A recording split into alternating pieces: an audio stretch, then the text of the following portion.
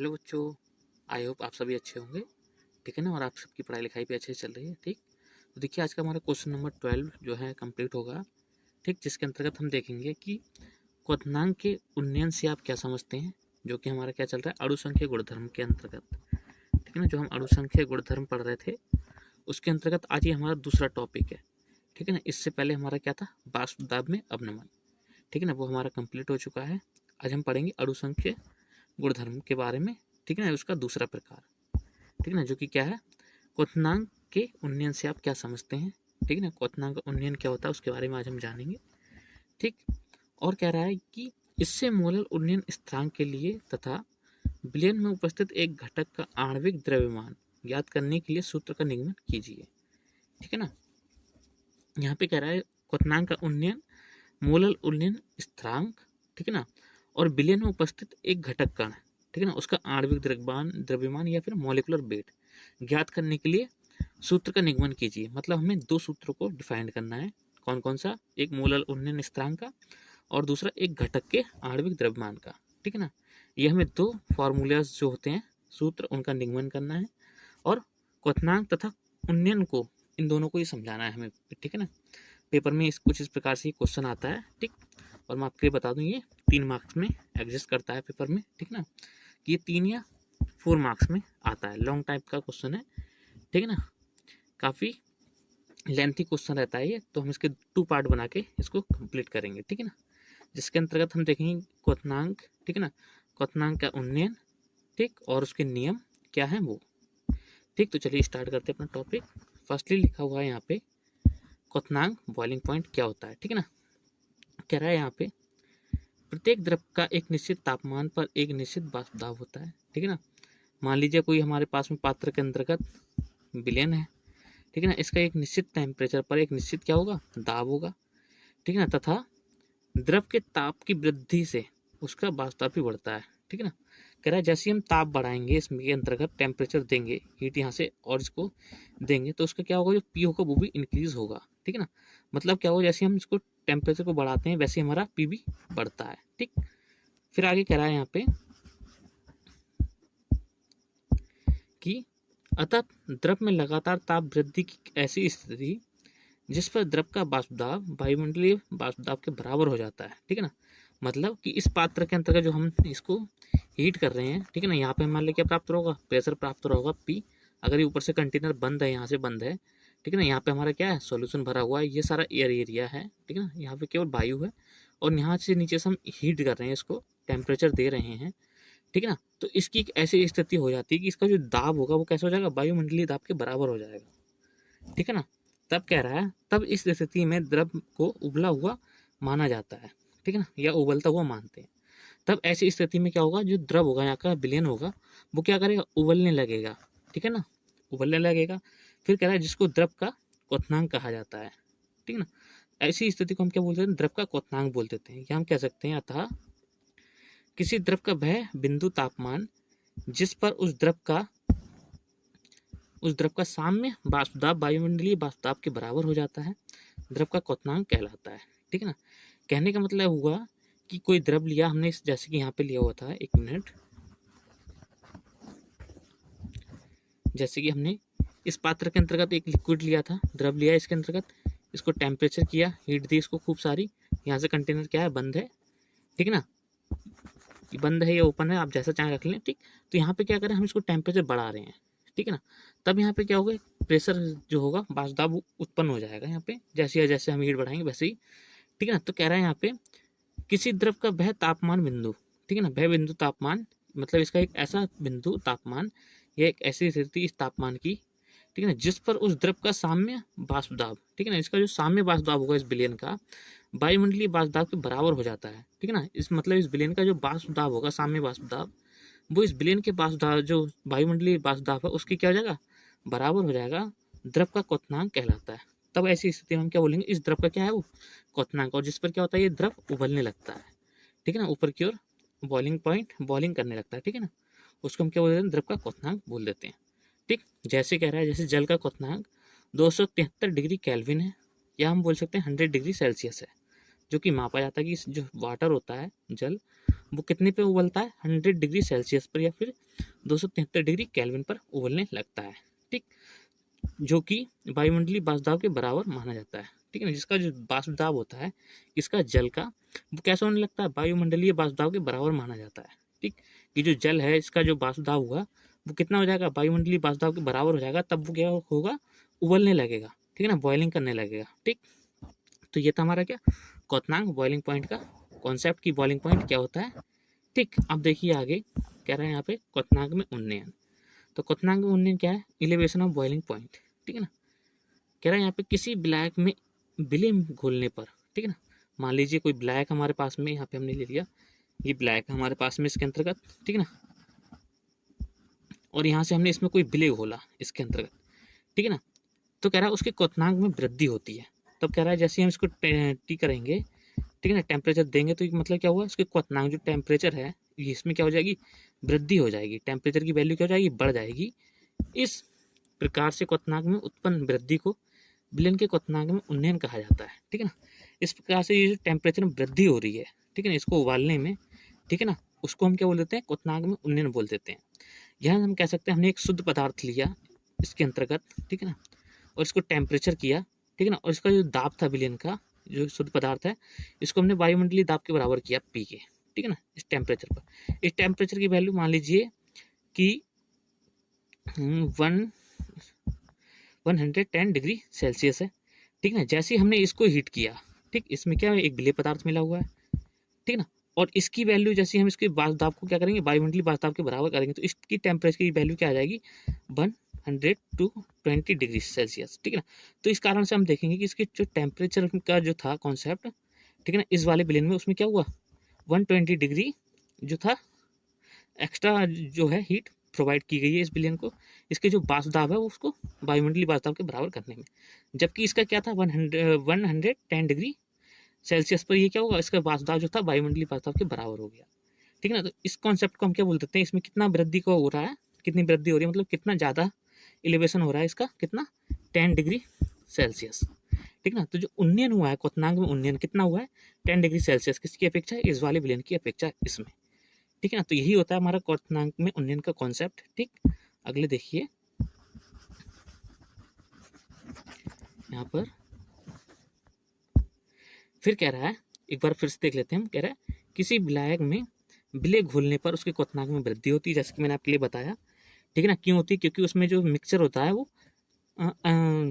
जो अनादर्श विलयन करके पढ़ते हैं, हम बोल सकते हैं उसका जो प्योर मिक्सर जो होता है उसका बॉइलिंग पॉइंट क्या रहता है, कम रहता है। ठीक, और जो अनप्योर होता है, ठीक है ना, अशुद्ध जो विलयन होते हैं उनका बॉइलिंग पॉइंट जो टेम्परेचर होता है वो क्या होता है, अधिक हो जाता है। ठीक है ना, इस कारण से क्या होता है, विलयन के क्वथनांक में उन्नयन हो जाता है। ठीक है ना, या हम बोल सकते हैं क्वथनांक में उत्पन्न वृद्धि हो जाती है। ठीक है ना, उसको उबालने में जो टेम्परेचर होता है वो क्या होता है, बढ़ जाता है। ठीक है ना, फिर कह रहा है तथा यह एक अणुसंख्यक गुणधर्म है। ठीक, और कह रहा है ये जो साथ साथ हम इसको देखते हैं किया है, ये एक अणुसंख्यक गुणधर्म को भी दिखाता है। अब देखिए इसका जो यहाँ पे लिखा हुआ है डेल्टा टीबी, ये क्या है, शुद्ध विलायक का शुद्ध विलायक का क्वथनांक में उन्नयन है। ठीक है ना, और T1 क्या है, विलयन का उन्नयन। ठीक है ना, क्वथनांक में उन्नयन है। और यहाँ पे क्या है, विलायक का टीबी है। ठीक है ना, तो यहाँ पे हम देखेंगे जो है टीबी विलायक का क्वथनांक है। ठीक है ना, क्वथनांक में उन्नयन। T1 क्या है, विलयन के क्वथनांक में उन्नयन। और ये क्या है, इन दोनों का अंतर।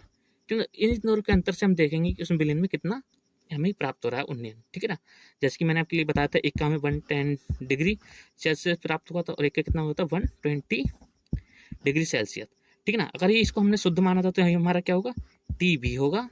ठीक है ना, इसको हमने अशुद्ध माना तो ये हमारा क्या होगा, T1। ये क्या है, विलयन है, क्यों, क्योंकि इसमें विलय पदार्थ मिला हुआ था। ठीक है ना, जैसे हम इसकी यहाँ पे वैल्यू पुट करते हैं, ठीक है ना, तो हमें क्या प्राप्त होता है, यहाँ से देखिए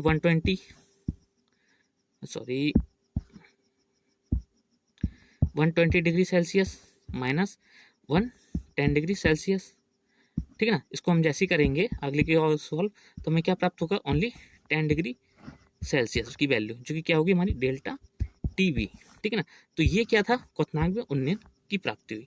ठीक है ना, ये जो क्वथनांक है इसके लिए ये एक बेस्ट ऑप्शन है, या हम बोल सकते हैं कि ये एग्जाम्पल है। ठीक है ना, अगले देखिए फिर, अगर आपके लिए अच्छा लगा तो प्लीज़ लाइक कर लीजिए वीडियो को और सब्सक्राइब भी कर लीजिए चैनल के लिए। ठीक है ना, अब देखिए यहाँ पे चलता है हमारा क्वथनांक में उन्नयन के लिए महत्वपूर्ण नियम। ठीक है ना, कि जो क्वथनांक है उसमें उन्नयन हो रहा है, तो कौन कौन से महत्वपूर्ण नियम है जिन्हें हमें ध्यान रखना चाहिए।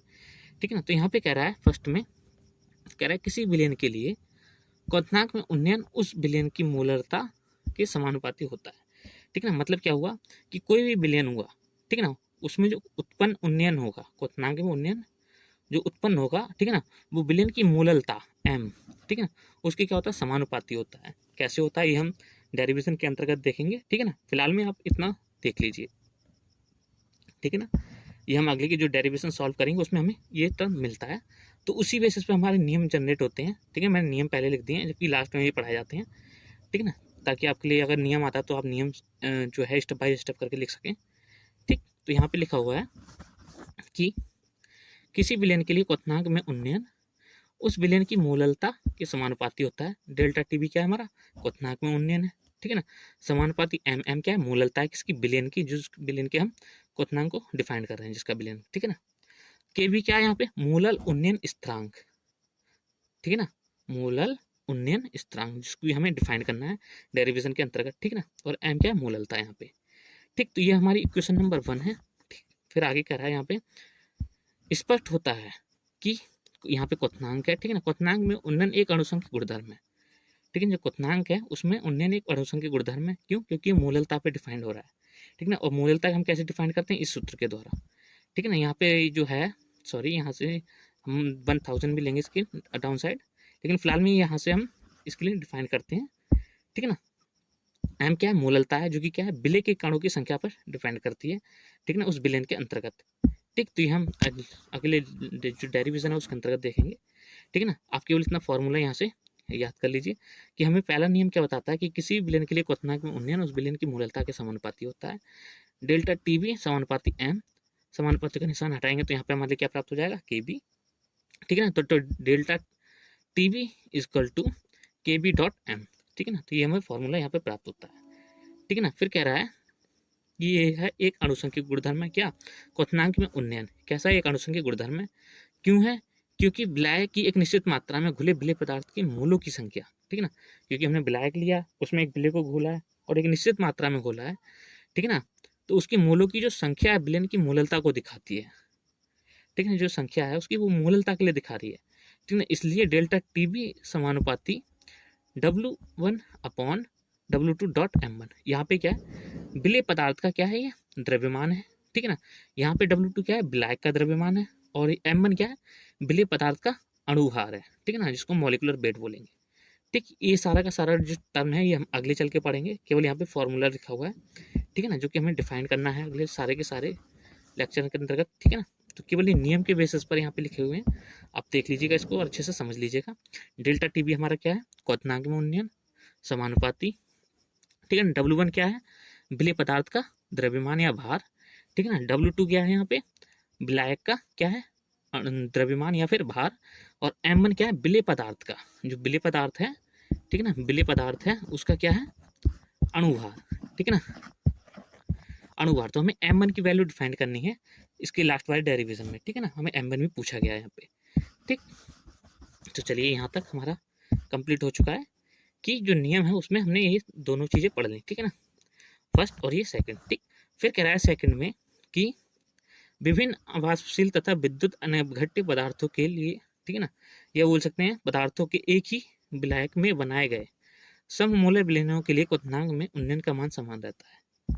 कहने का मतलब है कि विभिन्न अवाष्पशील तथा विद्युत अनभिघट्य पदार्थों के एक ही विलायक में, मतलब एक ही विलायक, ठीक है ना, एक ही विलायक में विभिन्न प्रकार के जो क्या है, अवाष्पशील या विद्युत अनभिघट्य पदार्थों, ठीक है ना, लेकिन उनके जो सममूल्य विलयन बनेंगे उसमें क्वथनांक में जो उन्नयन होगा वो कैसा रहेगा, समान रहेगा। मतलब जो टीबी का मान होगा वो कैसा रहेगा, समान रहेगा उस विलयन के लिए।